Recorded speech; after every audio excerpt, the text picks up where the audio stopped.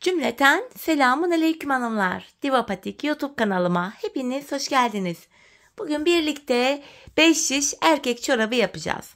Ben patiğimde normal patiklik iplerden kullandım 2 tane. İplerim bu şekilde. Şişlerim 3 numara. Modelimiz şöyle. Hanımlar bu şekilde çok güzel, çok şık, kullanışlı bir erkek çorabı yaptım. Çorabımız bu şekilde hanımlar. Bakın topuğumuz.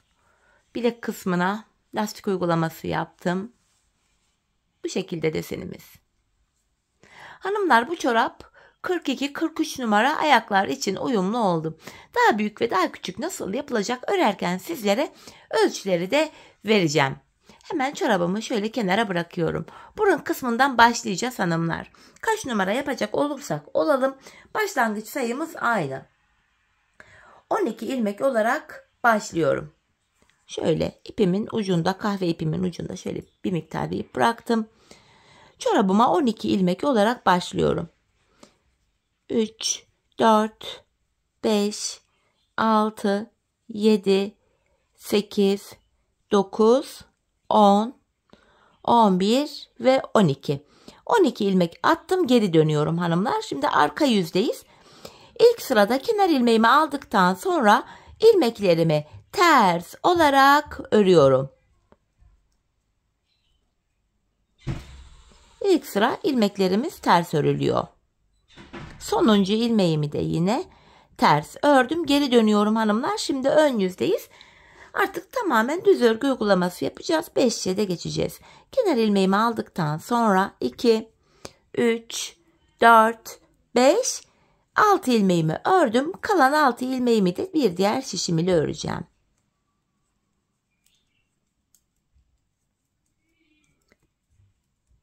Şimdi hiç geri dönüş yapmadan hanımlar ilk başlangıç yerlerinden ilmekler çıkaracağız. 3. şişimize.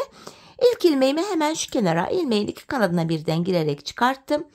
Devamında ilmek çıkartabilmek için de tığımdan yardım alacağım. Sırasıyla bu başlangıç yerlerine ilmeğin iki kanadına birden giriyoruz. İlmek çıkartıp şişimize takıyoruz. Başlangıç yerlerine şöyle ilmeğin iki kanadına birden girerek ilmek çıkartalım. Çorabımızın burun kısmı daha sağlam olur bu şekilde. Bakın burada 6 ilmeğim oldu. Şimdi bir 6 ilmek daha çıkaracağım. Onu da 4. şişime takacağım. Şu 2. ilmeğim. 3, 4, 5 ve bir ilmek de hemen şu kenara girerek çıkartıyorum. 6. 4 şişimizde de 6'şar ilmeğimiz oldu. 5. şişimi aldım hanımlar. İlmeklerimi öreceğim. İlk sıramızda bir sıra ilmekleri düz örüyoruz. 5 şiş çorap ya da patik burnunda bir sıra dediğimiz olay şudur. 4 şişimizdeki ilmeklerimizi de örüp tamamlayınca bir sıra örmüş oluyoruz. 2. şişimdeki ilmeklerimi de yine düz ördüm. 3. şişime geldim. Buradaki 6 ilmeğimi de yine düz örüyorum. Boşalan şişimiz ile sıradaki şişteki ilmekleri örüyoruz.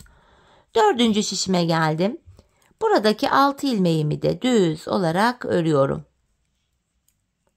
Böylece bir sıra ilmeklerimizi ördük. Şimdi artırma zamanı.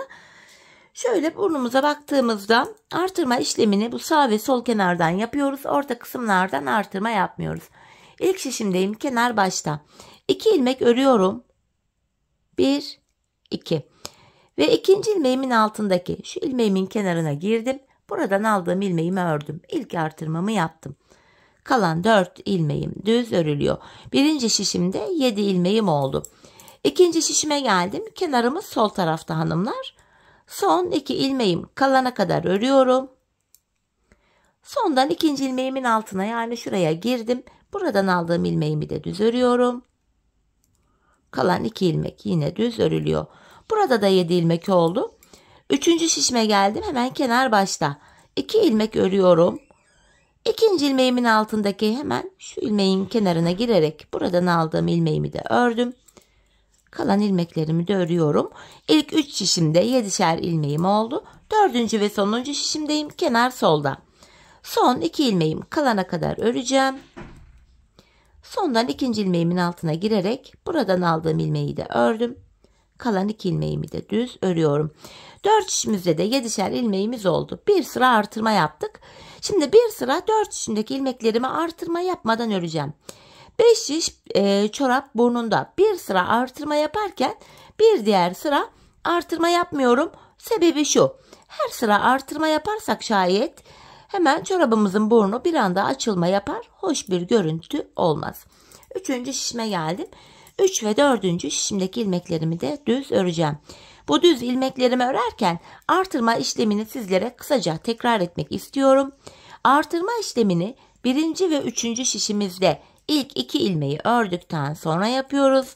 2. ve 4. şişimizde de son 2 ilmek kalana kadar örüp öyle artırıyoruz.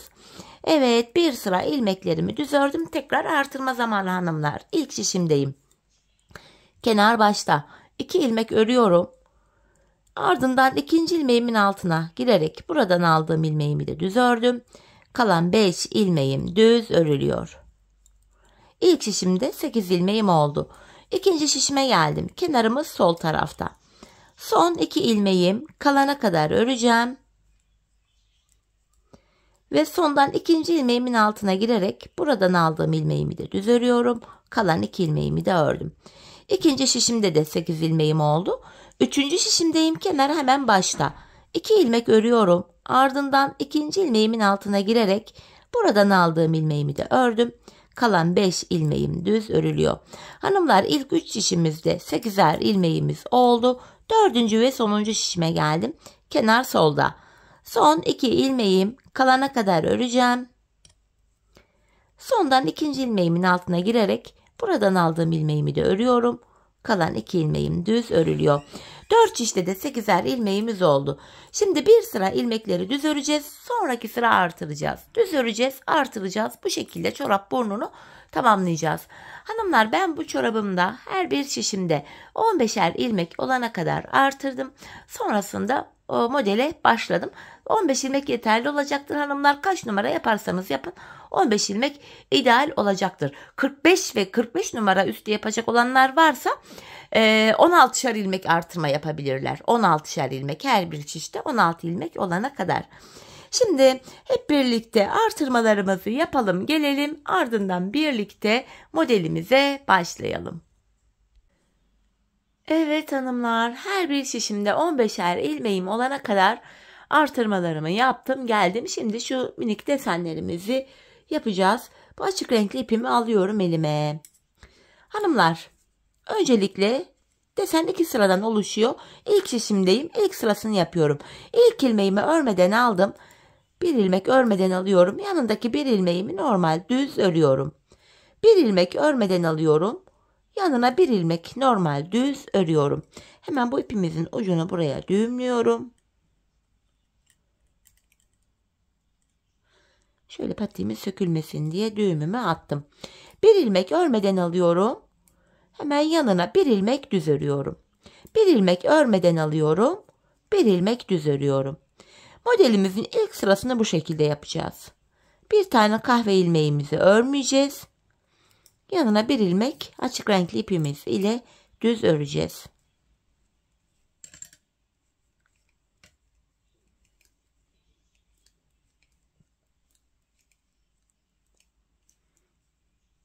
İkinci şişimi de ördüm. Üçüncü şişime geldim. Yine buradaki ilmeklerimi de aynı şekil örmeye devam ediyorum. Bir ilmek örmeden alıyorum. Bir ilmek normal düz örüyorum. Üçüncü şişime geldim.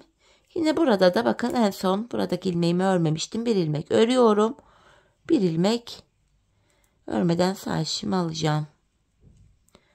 Böylece hanımlar 4. şişimizi de tamamlamış olduk. Bu şekilde modelimizin ilk sırasını yaptık. Şimdi tekrar ilk şişimde, modelimde 2. sıradayım. Yine örmeden aldığım ilmeklerimi aynı şekilde örmeden alıyorum. Bu defa bir önceki sırada düz ördüğüm ilmeklerimi ters örüyorum. İpimi tekrar karşıya aldım. Kahve ilmeklerimi örmüyorum. Aralardaki birer ilmeğimi ters örüyorum. Bu şekilde. Bakın. Kahve ilmeklerimi örmüyorum. Açık renkli ilmeklerimi ters olarak örüyorum. İkinci şişime geldim. Yine aynı şekilde devam ediyorum. Açık renkli ilmeklerimi ters örerken bir önceki sırada örmeden aldığım kahve ilmeklerimi yine örmeden sağ şişime alıyorum. İkinci şişimizi de ördüm. Üçüncü şişime geldim. Burada da yine aynı işleme devam ediyorum.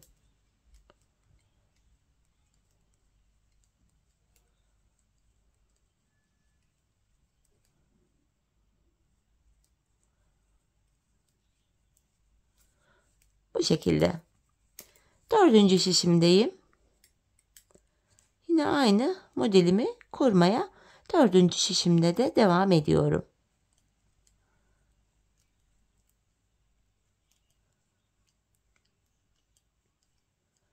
Evet hanımlar.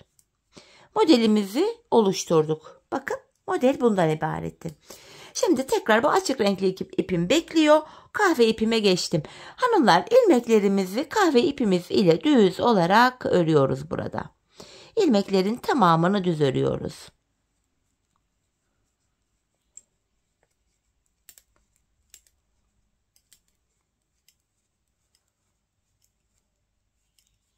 Sonuncu ilmeğimi de düz ördüm. Şimdi hanımlar bu model aralarında bakın buralara kahve ipimiz ile 5 sıra düz öreceğiz. Yani 4 şişimizi bir kere dolanınca bir sıra oluyor. Aynı şekilde ikinci kez dolanacağız. 2, 3, 4, 5 kere böyle dolanarak düz olarak bu koyu renkli ipimiz ile ana renk ipimiz ile öreceğiz. Ardından ikinci modeli kuracağız. Şimdi hanımlar hep birlikte buraya 5 sıra örelim, ardından buluşalım. Evet hanımlar 5 sıra ilmeklerimi düz ördüm geldim kahve ipim ile. Şimdi ilk modeli nasıl yaptıysak ikinciyi de aynı şekilde kuracağız hanımlar. Her 5 sırada bir açık renkli ipimiz ile modelimizi yapıyoruz. Yine bu defa bakın ilk ilmeğimi örüyorum. Bir ilmek örmeden aldım. Bir düz örüyorum. Bir örmeden aldım. Bu şekilde yine aynı şekilde her 5 sırada bir 2 sıradan oluşan desenimizi yapıyoruz hanımlar. Şöyle. Şimdi 4 şişimizi de aynı şekilde yapacağız. Ardından bir sonraki sırada açık renkli ilmekleri ters öreceğiz. Kahveleri yine örmeden alacağız. Yine modelden sonra 5 sıra kahve ipimiz ile ilmeklerimizi düz öreceğiz. Sonra tekrar aynı şekil 3. modeli başlayacağız. Şimdi hanımlar ben bu çorabımda ne kadar yaptım? Topuk ayrımına kadar hanımlar şu açık renkli çizgi modellerden 11 tane yaptım. Bakın 1, 2, 3, 4, 5, 6, 7, 8, 9, 10, 11. 11 tane model yaptım. 11. modelimde yapınca 2 sıra ilmeklerimi kahve ipim ile düz ördüm. Şimdi bu 11 modeli yapana kadar kaç santim olmuş? Bakın mezura ile göstereceğim. 42-43 numaraya uyumlu bu. Daha büyük ya da daha küçük yapmak isteyenler için sayı burada gizli. Hemen en ölçüsünü vereceğim öncelikle. Bakın hiç normalde bu şiş örgü esnek olur. Hiç esnetmeden olduğu gibi ölçüyorum hanımlar. Bakın. Enimiz 11 santim. Bakın. Hatta 11 değil 10,5 santim. Şöyle. Şimdi 11.den itibaren 1, 2, 3, 4, 5, 6, 7, 8, 9, 10, 11. 11.den itibaren hemen ölçümü yapacağım. Şöyle burundan itibaren sıfırladım. 11.ye kadar hanımlar ben burayı 18,5 santim olarak örmüşüm. Hatta şöyle iyice sıfırlayalım. Düzleyelim. Evet. 18-19 santim ördüm hanımlar. Ben 42-43 numara için bu bölümü ön bölümü 19 santim olana kadar buraya kadar ördüm. Şimdi 44-45 numara yapacağım diyenler varsa burayı daha fazla yapacaklar. Bakın benimki 19 santim. Siz burayı ne kadar yapacaksınız? Hemen onu da söyleyeyim. 20 santim. 1 santim daha fazla yapacaksınız. Ben 40-41 numara yapacağım diyenler varsa da 1 santim eksik yapacaklar hanımlar. Böyle ayarlama bu şekilde yapılacak. Benimki 42-43'e uyumlu oldu. Benden fazla yapmak isteyenler dediğim gibi burayı 1 santim fazla yapacaklar. Benden dediğim gibi küçük yapmak isteyenler de 1 santim eksik yaparak ölçüyü bulabilirler. Ölçümüz bu şekilde hanımlar. Dediğim gibi saydığımız anda mezura ile de ölçüyü verdim. Desen olarak da ölçüyü verdim. Ardından bu bölüme kadar öreceğiz hanımlar. Sonra topuk ayrımını gerçekleştireceğiz. Şimdi verdiğim ölçülere göre yapmak istediğiniz ayak numarasına göre patiğimizin bu bölümünü topuğuna kadar bakın sonra topuk ayrımı yapacağız. Ben 11 tane desen yapacağım. 11. desenden sonra 2 sıra ilmeklerimi kahve ipimle öreceğim. Sonra topuk ayrımını yapacağım. Topuk ayrımını ayak ölçülerini elde ettikten sonra yapıyoruz hanımlar. Az önce verdiğim mezuradaki ölçüye göre yaptıktan sonra topuk ayrımını ilk olarak yapacağız. Şimdi hep birlikte çorabımızın bu üst bölümünü tamamlayalım, gelelim. Ardından buluşalım, birlikte topuk ayrımını yapalım.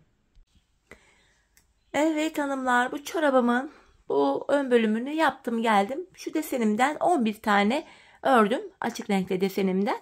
Ve en son 11. desenimden sonra da 2 sıra ilmeklerimi düz ördüm. Şimdi ön yüzdeyiz, topuk ayrımı yapacağız hanımlar. Ön yüzdeyim. Ön yüzdeki ilk 2 şişimdeki ilmeklerimi öreceğim. Topuk ayrımını tabanda 3. ve 4. şişimizde yapacağız. Öncelikle bu ilk 2 şişimizdeki ilmeklerimizi normal örüyorum. Patiğimizin topuğu en son örülecek hanımlar. Şimdi ayrımını yapacağız. Çorabımız bittikten sonra en son topuğumuzu tamamlayacağız.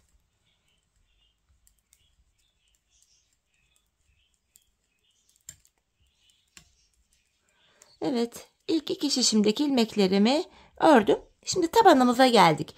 Tabandaki ilmeklerimi hanımlar şişlerden çıkaracağım. Sonra hanımlar yapacağım işlem şu. Tığ yardımıyla şöyle bir ip geçireceğim bu ilmeklerin içinden. Bakın. Şöyle bu 3. ve 4. şişim. Şurası tabanımız hanımlar. Şu 3. şu 4. şişim. Önce şu 4. şişimdeki ilmeklerimi tığıma alacağım. Bu ilmeklerimin içinden tığ yardımı ile ip geçireceğim. Şöyle öncelikle hepsini tığıma alıyorum. Orijinal patik çorap topuğu bu şekilde oluyor hanımlar. Şimdi bir farklı renkte bir ip geçireceğim hanımlar. Sonrasında bu ipimizi çekip çorabımızın topuğunu yapacağız. Şöyle.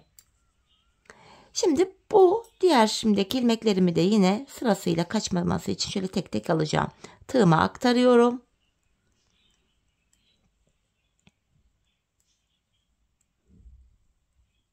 Üçüncü ve 4. şişimizdeki ilmeklerimizi bu şekilde ipe aktardık hanımlar. Şöyle. Bakın. Şu ipimizin ucu açılmasın diye şöyle geniş bir düğüm atacağım. Şimdi hanımlar ilk 2 şişteki ilmeklerimizi örmüştük. Tekrardan bu ip aralarından ilmekler çıkaracağız. Bakın. Şöyle aralarda ilmek aralarında görünen krem ipimiz var. Bu ipin içine girerek bakın sırasıyla buradan ilmekler çıkartıyorum. Bakın. Şöyle. Bu ipin içinden gevşek gevşek çıkaralım hanımlar. Şöyle ipimizi gevşetelim biraz.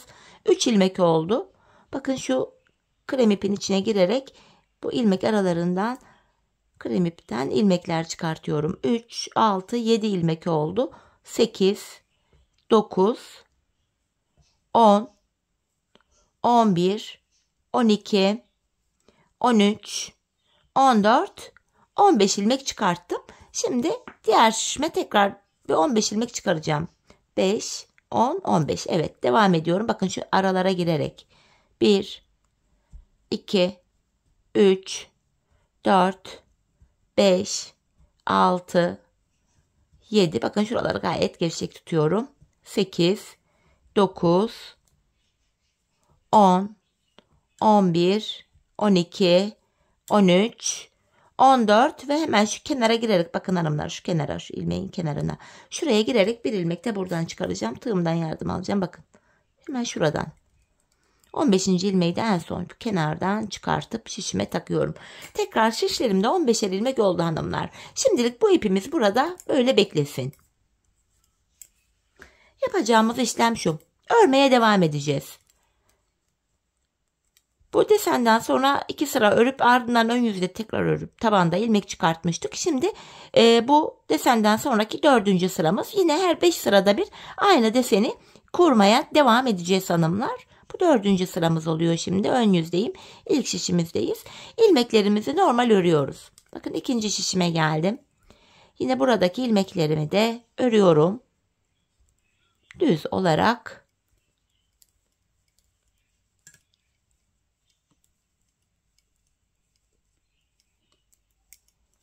Yine bu çıkarttığımız ilmeklere geldi. Bunları da yine örmeye devam edeceğiz. Aynı şekilde bakın sırasıyla. Buralardaki 15'er ilmeğimi de örüyorum. Şimdi patiğimizin boğaz kısmına geçtik hanımlar. Yani şu bölüme. Şu bölüme geçmiş bulunuyoruz. Bu şekilde.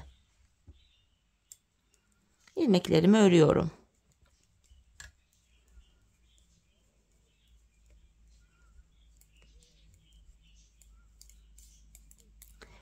Dördüncü şişime geçtim. Yine buradaki ilmeklerimi de gördüğünüz gibi normal örmeye devam ediyorum. Yine her 5 sırada bir aynı şekilde deseni kuracağız hanımlar. Açık renkli ipimiz ile. Boğaz kısmında da deseni devam ettireceğiz. Bakın tekrar ilk şişimize geldik. Şimdi bir sıra daha yine kahve ipimizle öreceğiz. 4 sıra olacak. Pardon 5 sıra olacak. Şu anda 4 sıramız oldu. Bir sıra daha öreceğiz. 5 sıra olacak. Sonra aynı desenimizi yapacağız. Ben bu patiğimin bilek bölümüne hanımlar bakın. Bu desenimden 4 tane daha kurdum. Bakın 4 tane çizgi şeklinde desenimiz var. Dördüncü desenimden sonra tekrar 5 sıra örüp bilek bölümüne geçtim. Sizler bu aşamada daha uzun boğazlı çorap yapmak isteyebilirsiniz hanımlar. Buraya 4 değil de 5, 6, 7 kadar da yapabilirsiniz. İstediğiniz kadar çorabınızın boğaz kısmını uzatabilirsiniz. Ben bu modelimde 4 tane uyguladım. Şimdi çorabımızın bu boğaz kısmını hanımlar tamamlayalım. Gelelim şu lastikli bölümlerde buluşalım. Sonrasında yine beraber devam edeceğiz. Evet, ben bilek bölümünü hanımlar bu şekilde topuktan sonrasını tamamladım geldim. Bakın topuk ayrımından sonra buraya 4 tane model yaptım. 4. modelimden sonra 5 sıra ilmeklerimi düz ördüm. Şimdi bu bilek lastiğini yapacağız hanımlar. Bir düz bir ters lastik uygulaması yaptım burada. Hanımlar lastik uygulamasını şöyle içten örerek örüyorduk normalde. Lastik uygulamasını böyle tersten örerek gideceğim. Şöyle ters ters gideceğim. Bu şekilde bakın çevirdim. Şöyle ilk ilmeğimi şöyle aldıktan sonra buralara hanımlar bir ilmek düz, bir ilmek ters, bir düz, bir ters, bir ilmek düz örüyorum, bir ilmek ters.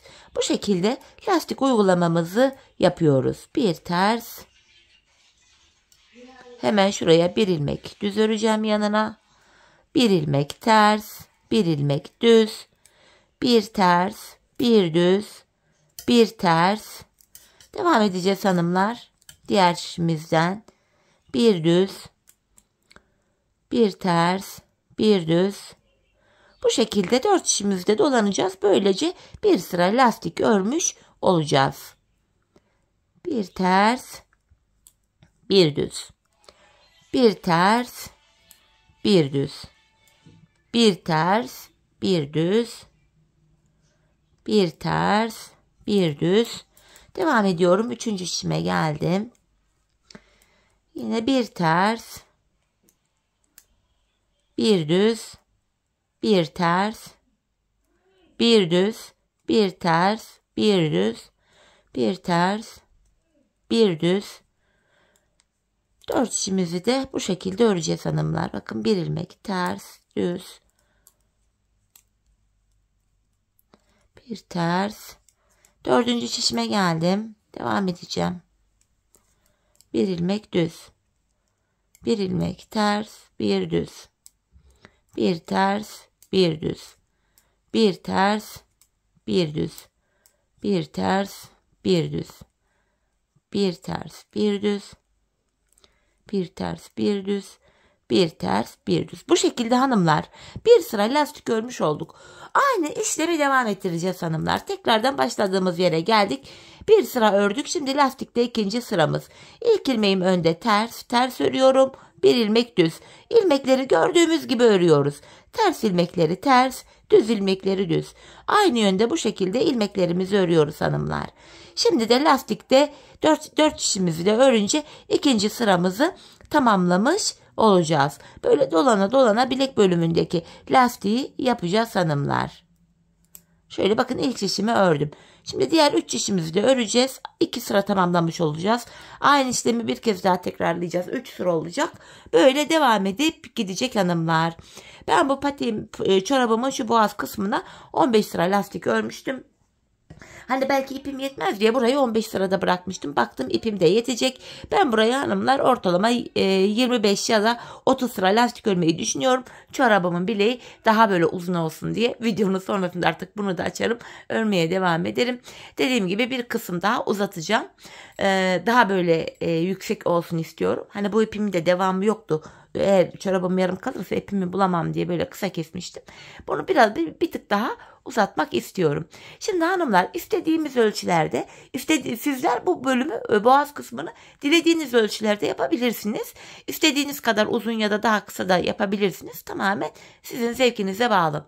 Şimdi çorabımızın boğaz kısmını kendi ölçülerimize göre tamamlayalım. Gelelim hanımlar.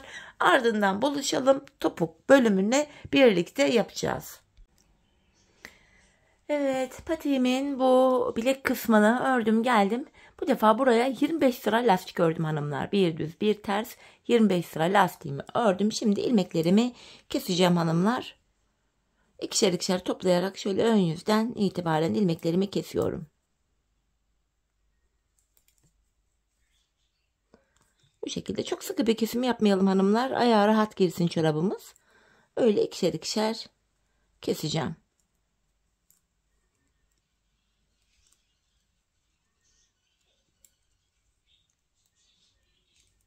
Bu şekilde hanımlar ilmeklerin tamamını keseceğiz. Şu ilk diğer şişteki son ilmeğe kadar, bakın dördüncü şişteki son ilmeğe kadar hepsini bu şekilde keseceğiz. İlmeklerin tamamını keselim, ardından buluşalım. İlmeklerimi kestim hanımlar. Son bir ilmek kaldı. Bu köşede şöyle ayrı bir görüntü olmasın diye hemen şu ilk kenar ilmek yerine girerek bu kenarımızı şöyle düzlüyorum. Buraya şöyle 2 tane sıkı bir zincir çektim. İpimi de kestim. Hemen ipimizin ucunu gizleyeceğiz. Patiğimizin böylece bu bilek bölümünü tamamladık. Ardından hanımlar topuğumuzu yapacağız. Hemen şu ilmek aralarına girerek bir de zincir tekniğiyle ipimizi sıkılayarak ipimizi güzelce gizliyoruz bu ucumuzu. Bu şekilde daha sağlam oluyor. Şöyle ilmek aralarından gizleme işlemini yapıyoruz. Evet. Bakın patiğimizin boğaz kısmı şöyle. Gördüğünüz gibi gayet esnek. Bu şekilde. Burada kabartmalı kesim uygulamıştım hanımlar. Çok da kullanışlı olmadı. Hani bu yüzden deneme yanılma yöntemiyle bunu tavsiye etmiyorum. Düz kesim hepsinden daha kullanışlı ve sağlam oluyor. Şimdi hemen topuğumuza başlayacağız. Topuğumuza şöyle ipimizi takmıştık hanımlar. Şöyle ipimin ucunu keseceğim. Buradaki ilmeklerimizi şişimize takacağız hanımlar sırayla. Bakın. İlmeklerin yerleri belli. Şişlerimize şöyle bakın. Şurada ilmekler belli bakın. İpin içindeki kahve ilmeğimiz şurada. İpi çekip öyle de takabiliriz hanımlar ama ilmek kaçma ihtimaline karşı bu içinden geçirdiğimiz ip dursun. İp dururken böyle ilmekleri çıkarıyorum. Bakın sırayla kahve ilmeklerimizin yerleri belli. Burada 4 ilmek oldu. 5, 6, 7, 8, 9, 10, 11, 12, 13, 14, 15 ilmeğimi taktım. Şimdi bir 15 ilmek daha takacağım sırayla. Yine 4 şişte 15'er ilmek olacak. Buralarda 15'er ilmek vardı. 1, 2, 3, 4, 5, 6, 7, 8, 9, 10, 11, 12, 13, 14 ve son şurada bir kahve ilmeğim de daha var. Ona da şişimi taktım 15. Şimdi hanımlar şuradan ipimizi keserek şöyle diğer karşı taraftan da ilmekleri çıkaracağız. Şöyle ipimizi aldım buradan. Bakın şuralardan ilmeklerimizi çıkaracağız. Hemen şuradan geçiriyorum. Bakın ilmekler yerleri belli. Şurada bir ilmeğim var. Sırayla 2 ilmeğim. Bakın devam ediyor. Dibinden geliyor. Şu 3. ilmeğim. Şu krem ipi de açarak gelebiliriz artık. İçinden çıkarttığımız ipi. Daha kolay çıkartırız ilmekleri. Dediğim gibi bu ipi çekebiliriz hanımlar. Ben diğerini çekerek yaptım.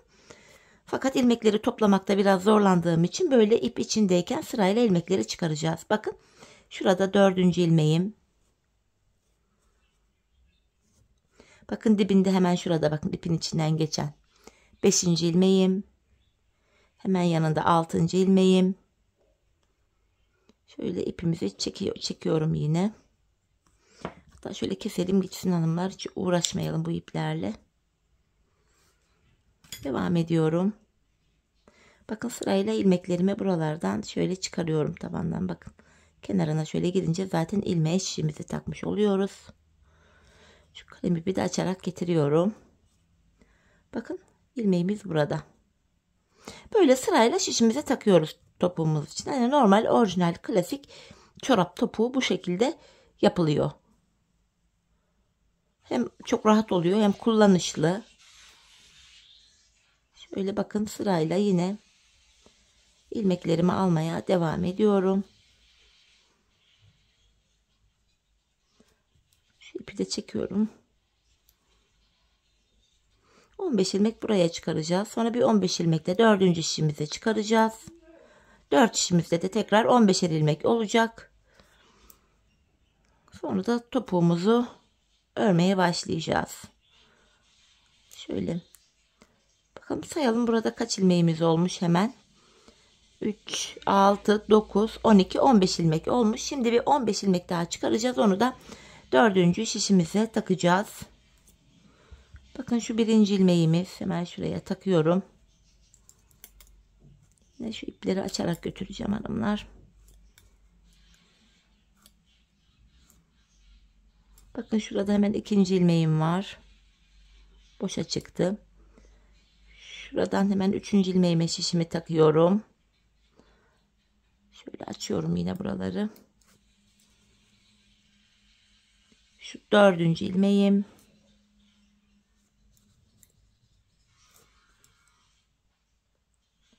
Şu 5. ilmeğim.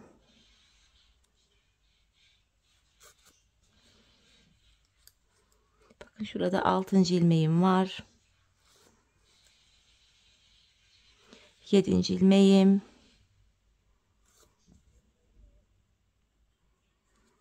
8. ilmeğim.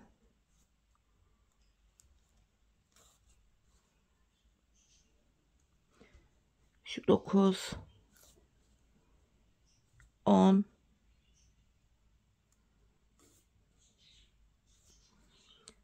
11. 12. Yarım ilmek almayalım. Şöyle tam alalım. Bu şekilde 15 adet ilmeği çıkarıyoruz. Hanımlar videoyu hiç kesmedim burada. Detaylı görün diye. Devam ediyorum. 15 adet ilmeği de buradan çıkaracağız. Hemen şuradan da çıkarttık. Bir sayalım kaç ilmek olmuş. 3, 6, 9, 12, 13, 14, 15 adet ilmeğimizi şöyle çıkarttık. Evet, şimdi 4 işimizde de 15'er ilmeğimiz var hanımlar. Topuğumuzu örmeye başlayacağız. Tam olarak şuradan ipimi ekleyerek bakın öreceğim. Hemen şu ilmeğimi şöyle çevirerek alıyorum. Delik görüntü oluşmasın diye. 4 şişteki 15 ilmeğimizi de normal düz olarak öreceğiz hanımlar. Bu şekilde şu 1. ilmeğim. Şu 2 ipimin ucunu düğümleyeceğim.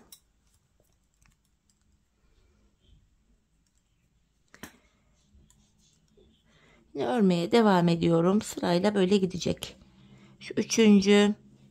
4, 5 sayarak gidelim. Emin olun hanımlar sayılardan. 6 oldu. 7, 8, 9, 10, 11, 12, 13, 14, 15. Hanımlar bakın burada 15 ilmeğimiz var. İkinci şişimize geçtik. Buradaki 15 ilmeği de öreceğiz. 1, 2, 3, 4, 5, 6, 7, 8, 9, 10, 11, 12, 13, 14. Bakın 15. ilmeği örerken şöyle dibine girerek şuraya girerek bakın şu şekilde öreceğim. Kenarda bu tam topuk kenarında delik görüntü oluşmasın diye. Buradaki 15 ilmeği de ördük. Üçüncü şişimize geldik. Buradaki 15 ilmeği de öreceğiz. Yine sayarak gidelim. 1, 2, 3, 4, 5, 6, 7, 8, 9, 10, 11, 12, 13, 14, 15. Dördüncü ve sonuncu şişime geldim. Buradaki 15 ilmeğimi de düz öreceğim. Yine sayalım. 2, 3, 4, 5, 6, 7, 8, 9, 10, 11, 12, 13, 14 ve 15. 4 şişteki 15 ilmeğimizi de ördük hanımlar. Şimdi kesmelere başlayacağız. Patik burnunda artırarak gitmiştik. Burada keserek gideceğiz hanımlar. Kesim işlemlerini bakın şu sağ ve sol kenardan yapacağız. Şuralardan yapacağız. Şimdi ilk şişimizdeyiz hanımlar. Bakın şuradan baktığımızda bunu ilk şiş olarak kabul ediyoruz. İlk şişimdeyim. Kenarımı ördükten sonra bakın kenardaki bir ilmeğimi ördükten sonra ilk şişimde öndeki 2 ilmeği kesim yerleri bakın şöyle düzgün düşsün diye bakın şöyle düşsün diye ilk şişimdeki ilk kenar ilmeğinden sonraki 2 ilmeği sağa doğru kesim yapıyorum. İkinci ilmeğimi ilkinin önüne getirip ikisini keserek ördüm. Birinci şişimde birinci ilmekten sonra sağa doğru kesim yaptım. Kalan ilmeklerimi örüyorum. Böylece birinci şişimde 14 ilmeğim kaldı. İlmek sayıları her kesimde birer birer azalıyor hanımlar. Burada 14 ilmek kaldı. Şimdi ikinci şişime geldim. Burada da kenar sol tarafa düşüyor. Burada da son 3 ilmek kalana kadar öreceğim. Son 3 ilmek. Bu şekilde. Son 3 kalana kadar. Bakın son 3 kalana kadar ördüm. Burada da sola doğru kesim yapacağım. Yani öndeki 2 ilmeğimin ikisini keserek örüyorum. Yanındaki bir ilmeği düz ördüm. Burada da 14 ilmek kaldı. Üçüncü şişime geldim. Üçüncü şişimde de yine sağa doğru kesim yapacağım. İlk ilmeğimi ördükten sonra yine öndeki 2 ilmeği alıyorum. İkinci ilmeği ilkin önüne bıraktım. İkisini keserek örüyorum. Sağa doğru kesimimi yaptım. Kalan ilmeklerimi örüyorum. İlk 3 şişimde 14'er ilmeğim kaldı. Dördüncü ve sonuncu şişime geldim hanımlar. Burada da kenar sol tarafta son 3 ilmek kalana kadar öreceğim. Son 3 ilmek.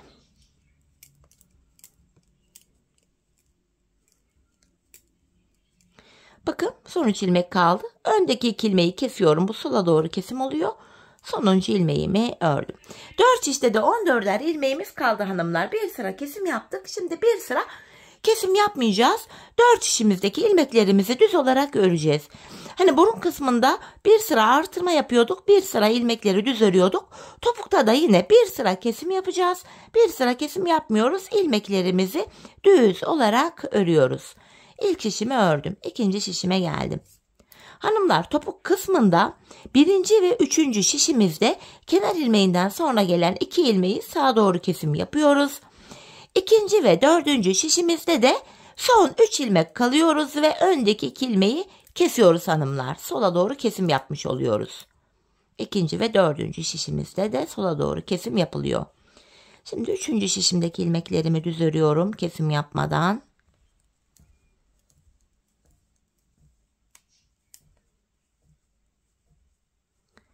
Dördüncü şişime geldim.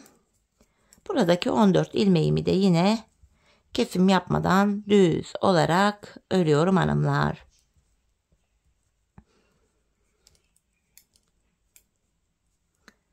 Evet, sonuncuyu da ördüm.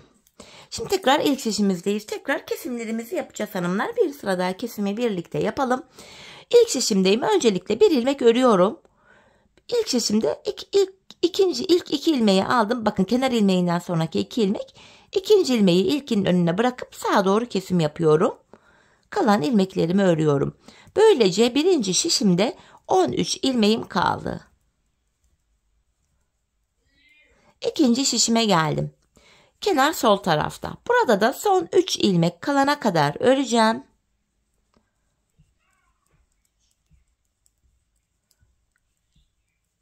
Bakın son 3 ilmek kaldı. Öndeki 2 ilmeğimi kesiyorum.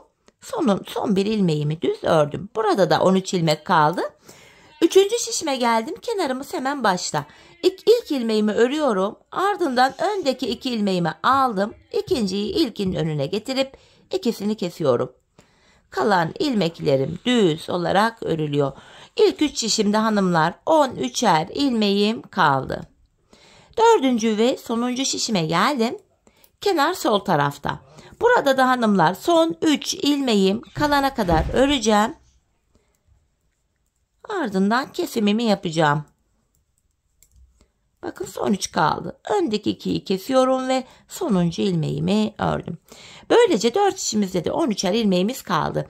Bir sıra kesim yaptık hanımlar. Şimdi bir sıra 4 şişimizdeki 13 ilmeğimizi de düz olarak öreceğiz. Ardından yine aynı şekilde kesimleri yapacağız. Düz öreceğiz, keseceğiz. Bu şekilde her kesimde ilmek sayısı azalacak. Hanımlar, şişlerimizde 6'şar ilmeğimiz kalana kadar bu şekilde topuğumuzu keselim. Ardından buluşalım. Evet, şişlerimde 6'şar ilmeğim kalana kadar topuğumu ördüm. En son 6'şar ilmek kalana kadar kesim yapmıştım. Şimdi ilmekleri düz öreceğim. Bu sırada kesimi kolay yapalım. Şişleri arka tarafa kolay alalım diye ilmekleri toplayacağım. Bakın, ilk 6 ilmeğimi ördüm. Şu ikinci şişteki 6 ilmeğimi de yine ilk şişimle öreceğim. İlmekleri 6 ilmek en son kesmiştik. Şimdi bir sıra düz öreceğiz. Bakın, bu 2 tane 6 şişteki ilmekleri tek şişe topladım. Şimdi 3. şişimdeki 6 ilmeğimi örüyorum. Ve 4. şişimdeki 6 ilmeğimi de tekrar aynı şişim ile öreceğim. İlmekleri topladık hanımlar. 2 şişe toplandı ilmeklerim. Bu şekilde. Şimdi hanımlar, bakın, 12'şer ilmeğim var şişlerimde. İç taraftan kesim yapacağız. Şöyle bakın, şu bilek kısmından şöyle girerek şişlerimi ucunu, bakın şöyle şişimin ucunu şöyle parmağıma getirdim buraya, parmağım yardımıyla kaçırmadan şöyle bir ucunu çıkarttım. Diğer şişimin de yine aynı şekil şöyle parmağım yardımıyla ilmek kaçmasın diye, bakın parmağım şurada şöyle. Şimdi diğer 2 ucunu da yine arkaya doğru getireceğim. Çünkü iç taraftan kesim yapacağız hanımlar. Bakın, hemen şuradaki şişimi aldım. İç taraftan şöyle yukarı doğru getireceğim şunu. İlmeklerim kaçmasın diye dikkat ediyorum. Sonra diğer şişimi de yine aynı şekil şöyle alıyorum hanımlar. Bakın, ters tarafa doğru getirdik. Şöyle iç taraftan hanımlar kesimimizi yapacağız. Kızlar, burada bir karışıklık mı yaptım, ne yaptım? Hemen bir düzeltelim. Şöyle. Hemen ipimin ucunu alıyorum. Hanımlar, burada tığ yardımı ile gizli kesim tekniği ile ilmeklerimi keseceğim. Şöyle bakın, ipimizin geldiği bölüm burası. İkişer ikişer toplayarak hanımlar ilmeklerimi keseceğim. Bakın, önce benden taraftaki şişten bir ilmek, sonra ikinci şişimden bir ilmek alıyorum. İkinci ilmeği ilkinin içinden geçirdim. Kesimimizi yaptık. Sırayla bu şekilde ilmeklerimi keseceğim. Önce benden taraftaki, sonra ikinci şişten bir ilmek alıyorum. İkinci ilmeği ilk şişin içinden geçirdim. Tığımdaki ilmeklerimi topladım. Devam ediyorum. Benden taraftaki şişten bir ilmek, ikinciden de bir ilmek aldım. İkinci ilmeği ilkinin içinden geçiriyorum. Tığımdaki ilmeklerimi topluyorum. Bu şekilde hanımlar ilmeklerimizi kesiyoruz artık. Ters taraftan, iç taraftan kesimimizi bu şekilde yapıyoruz. Tamamını keseceğiz ilmeklerin.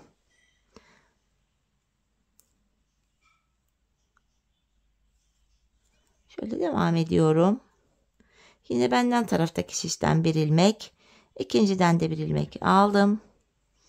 İkinci ilmeği ilkinin içinden geçirdim. Tığımdaki ilmeklerimi topluyorum. Bu şekilde hanımlar ilmeklerin tamamını, şu kalan ilmeklerimizi de keselim gelelim. Evet hanımlar, ilmeklerimi kestim geldim. Şimdi buraya da 2 tane sıkı bir zincir çektim ve ipimizi kesiyorum. Hemen şu diğer ipimizi de şöyle çekeceğim artık. Hemen bu ipimin ucunu gizleyeceğim. Ardından topuğumuza bakalım birlikte. Şöyle zincir tekniğiyle düğümleyerek ipimin ucunu gizliyorum hanımlar. İlmek aralarından.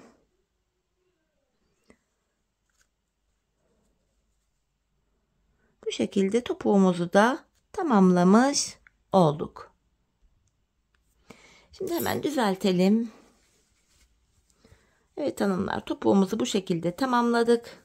Bakın, kesimimizi yaptık. Çorabımız bu. Bu şekilde gördüğünüz gibi bu da diğer çorabımdı. Hemen videoyu kapatınca bunun da boğaz kısmını uzatacağım. Normal düz bir kesim yapacağım bilek kısmına. Bu şekilde. Model öyle. Evet hanımlar, yine birlikte güzel bir modelin daha sonuna geldik. Umarım sizlere faydalı, hoş bir video olmuştur. Yeni modellerde, yeni videolarda buluşmak dileğiyle. Şimdilik hoşça kalın, sağlıcakla kalın.